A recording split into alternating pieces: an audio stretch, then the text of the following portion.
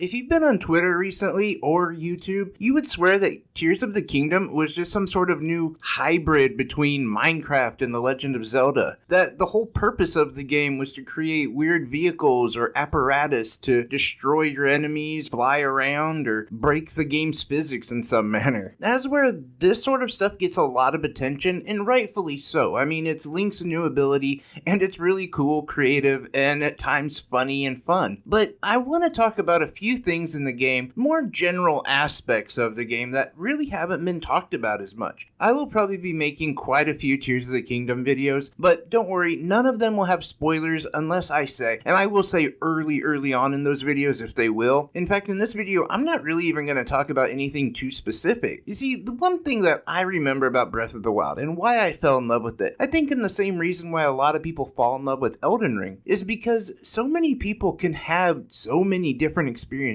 And that's one of the great things about these type of games. With Breath of the Wild, where you first kind of experienced it, or like I said, Elden Ring, where you have these conversations with people and you're telling them, oh yeah, I found this place, or this environment, these enemies, there was this weird side quest over in this area. And you kind of just give them the general direction. And then when they play, they'll find it. They'll tell you about things that they found somewhere. And honestly, that was just something that made Breath of the Wild feel so epic. But I haven't heard that about Tears of the Kingdom at all. And you know what? That is totally doing a disservice to this game, because that actually exists far more than it did in Breath of the Wild. Because not only do you have just your surface level, you have the underground level, which doesn't get hardly any attention like it deserves. And of course the Sky Islands as well. But that experience of seeing something off in the background or off in the distance, and then just going to that area, and all of the different adventures and different things that happen to you on your way there, is still there, alive, breathing, and thriving in Tears of the Kingdom. In fact, that's probably where most of my energy is spent in this game. I've spent a good chunk of my time playing the game, but I've barely gotten into the story. I'll be honest, I've just been exploring and having fun. I haven't been pushing much forward on anything. And that's honestly why I haven't done that many videos on the game, because I'm just enjoying it the way that I would like to enjoy it. You know, this is one of those games that, well, we waited basically the entire life of the Switch for it to come out, and I'm definitely going to just enjoy it. And there is so much more to enjoy, more even than in Breath of the Wild, as you do have all of these different areas to explore, and then you just have the surface level alone. Now, I don't think a lot of people are talking about this, but I get it, you know?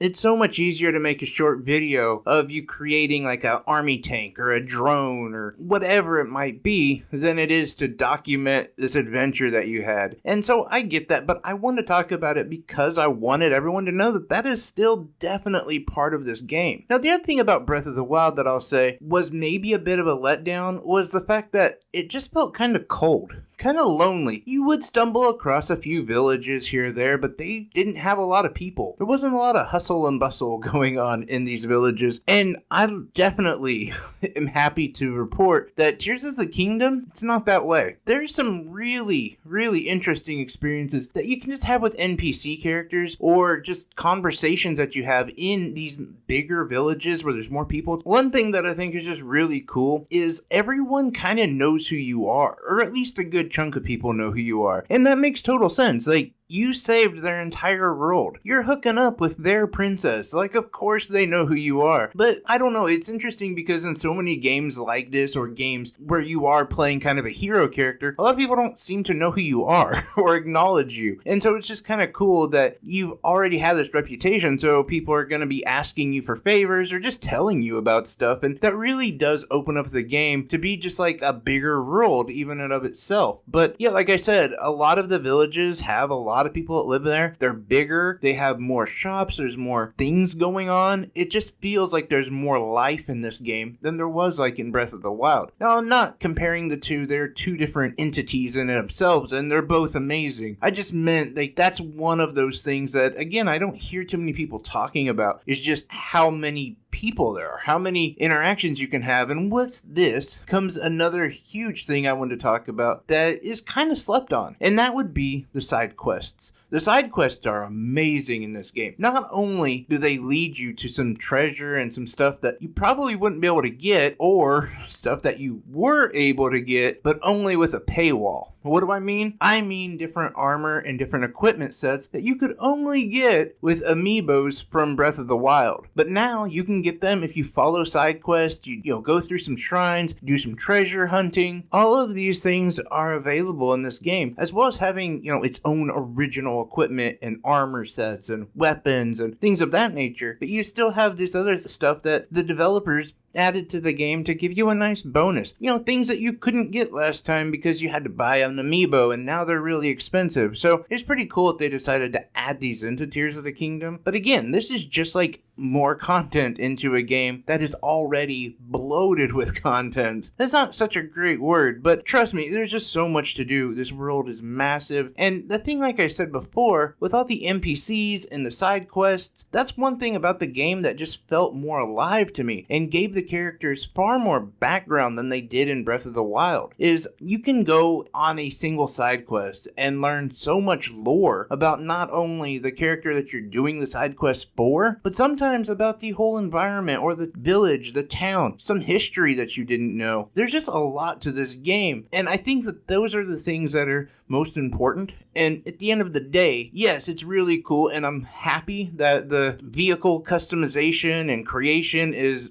basically making this game sell millions and millions of copies. I'm happy for that, because if it didn't, well, maybe we wouldn't get another one. I'm happy with the direction Nintendo's taking with this game, so anything to move a copy is good as a fan of the series, but ultimately, I think the thing that's going to give it the most staying power, and the thing that people are going to remember the most about this game, is the characters, the depth, and the life that this game has. And ultimately, I just feel like that is a much needed improvement to this game, or at least the series. You can almost basically say Tears of the Kingdom is Breath of the Wild 2, right? I mean, let's be honest, that's what some people still refer to it as. And it is in so many ways, but it also is its own thing. But what it really needed to improve on was to have more personality. And they did that. They really, really did that. I mean, some of the characters that you've ran into in Breath of the Wild are still there, still remember you, but they've changed a little bit. It's almost like you get to know them a little bit more. You get to know their backstory, you get to know who they are, and you have this entire adventure in which to consort with them and to plan with them, and it really does just add more life and makes it feel more like a team. See, when I played Breath of the Wild, I really felt like I was just on my own, which was fine. I didn't have a problem with it. Then, as the game grew, you started to see that there was this idea of the Guardians and Link and whatever, but I never felt that. And in this game, it really does feel like you have a whole team behind you. In fact, it feels like you have an army around you. And they really do emphasize the fact that it's a tight-knit group. It really is. And I just appreciate that. I appreciate all of the character development that isn't just about Link. But either way, I just want to talk about a few things about Tears of the Kingdom that I think are kind of slept on and that I'm really enjoying. And maybe just to even add in the fact that, yes, some of the stuff is still there. The journey, the